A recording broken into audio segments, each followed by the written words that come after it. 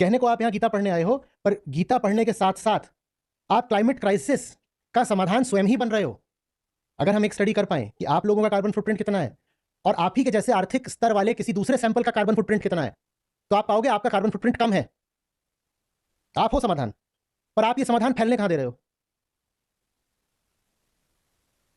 आप खुद उसको ब्लॉक करके बैठे हो। ऐसा लगता है फिर कि क्लाइमेट कोलैप्स की वजह से जो भी हम बात कर रहे थे कि सब पागल हो जाएंगे, मर ही जाएंगे, वो तो फिर ऐसा लगता है कि निश्चित ही है, क्योंकि आप बात करते हैं ना वो कि आपके ऊपर है, 5 कुछ भी है नहीं है, सब तुम्हारे ऊपर है। तो क्लाइमेट कोलैप्स होगा तो तुम्हारे ऊपर है बात। निश्चित अगर है तो तुमने निश्चित किया है। ये तय है यदि कि पूर्ण विध्वंस होगा तो वो तुमने तय करा है, वो अपने आप नहीं तय हुआ है, वो तुमने तय करा है। अरे यार देखो ना, जहां तुम्हारे स्वार्थ होते हैं वहां तुमने कितनी जान लगाई है जिंदगी में, लगाई है कि नहीं लगाई है? और जो काम हम कर रहे हैं उसके लिए कितनी जान लगा देते हो ये भी बता दो।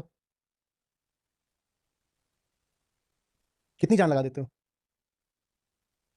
तुम चाहो तो समाधान हो सकता है, पर तुम्हारी चाहते सब दूसरी दिशा की हैं।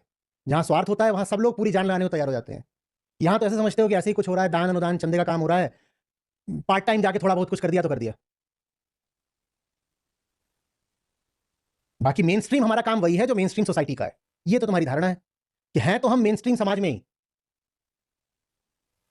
यहाँ आचार्य जी के लिए थोड़ा बहुत 5-10 मिनट आधा घंटा निकाल के या वीकेंड पर 2 घंटा निकाल करके कुछ कर देंगे। जो तुम्हारी चाहते होती हैं उनको भी इतना ही समय देते हो? अपनी कामनाओं हसरतों के पीछे भी इतना ही जोर लगाते हो बस? वहां तो पूरी जान झोंक देते हो, इस काम में बहुत बड़े बन जाते हो। वही हो रहा है जो तुम चाहते हो। और अगर समाधान है तो वो भी तुम्हारे माध्यम से है। फैलो, तुम फैलोगे तो समाधान फैलेगा।